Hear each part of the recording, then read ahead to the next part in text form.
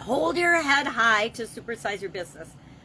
Happy day, Sharon Horne-Ellstrom here. Welcome to our idiom today. Our confidence-related idiom today is hold your head up or hold your head high. Why a tiara, Sharon? Because that is one of my little secrets and tricks for holding my head high, which means to be confident and proud, especially in the face of disaster or mistakes or failures or mistakes, failures, obstacles, disasters, lost opportunities. This is one of those idioms that they're not sure exactly what the origin was. I think perhaps beheadings or hangings, when they said, hold your head high so we can get that rope around your neck and hang you, or we can behead you because you're no longer the leader of this country or this organization. But when we've all had failures. If we're building a business, if you've ever tried to do anything out of your comfort zone, you know exactly what I'm talking about. Sometimes the things we plan don't go according to plan.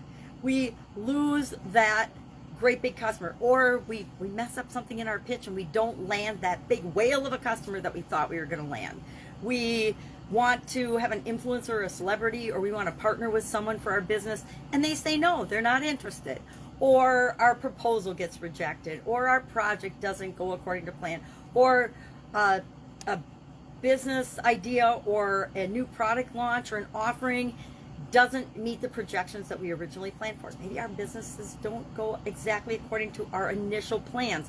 I don't know anyone, I've yet to start a business where the plan that we had for it got followed exactly. I don't think that there is such a thing. A plan and a budget is just that. It's a guess and an estimate of how things are going to go. So we can't beat ourselves up and feel disappointed. We will feel disappointed, but we don't want to beat ourselves up and stay mired in that. So actually there is a song. It was released as a single in 1972. I think it was by the band Argent or something, Argent, called Hold Your Head Up. And I think if I thought about it, we could think of the tune. Probably many of you have heard that song, or you could Google it and look it up, but I'm not going to play it because I'm sure the rights aren't open and free. So today, my question to you is, how do you hold your head up? How do you continue to move forward when things are disappointing, when things don't work out exactly how you've planned? I, of course, have my tiara. This was my grandmother's tiara. She died just shy of 100 years old a couple of years ago, and so I was gifted with her tiara, which makes me smile. If I'm having a bad day or if I'm disappointed about something, I can put on my little tiara and feel like a queen. Not really, but it kind of makes me laugh and smile.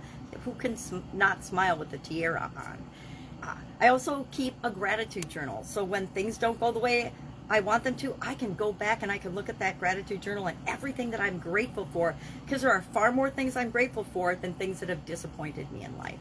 I also keep a secret awesome file. I've had it for, I don't know, probably 4 or 5 decades now. More than that, probably 5 decades.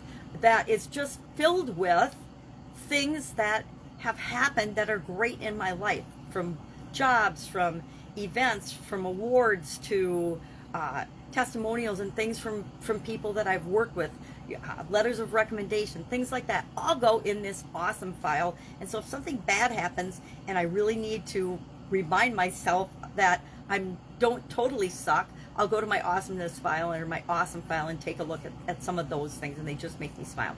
Pictures of people that I've worked with, etc. Really, really fun. I highly recommend it. If you don't have one, start a scrapbook or an awesome file and keep that, because it is one of the quickest, fastest, easiest ways to boost yourself and feel proud of yourself, especially after something doesn't go your way. This applies to embarrassing events as well. I don't know about you, but I have definitely embarrassed myself on innumerable occasions in the past. And so sometimes I actually need to dig into my awesome file to remind myself that, yep, I did that. That was really, really embarrassing and stupid, but guess what? It's probably not the last embarrassing thing I will do in my life. I also do something called a lifeline exercise, and I keep that going for the different areas and aspects of my life, and it reminds me of the high and the low points of my life and how that's impacted every other area and aspect of my life and the lessons that I've learned from that. I also, every once in a while, if I'm really down in the dumps, I will do a strengths inventory. We should do that for our business on a regular basis anyway. We should be reviewing the things that we're awesome at, that our business is doing for other people, that are the strengths that we have and the things that we bring to the world to make the world a better place. I also will wear different clothes that make me feel better, or maybe I'll do some self-care things. I'll go get a makeover, long overdue.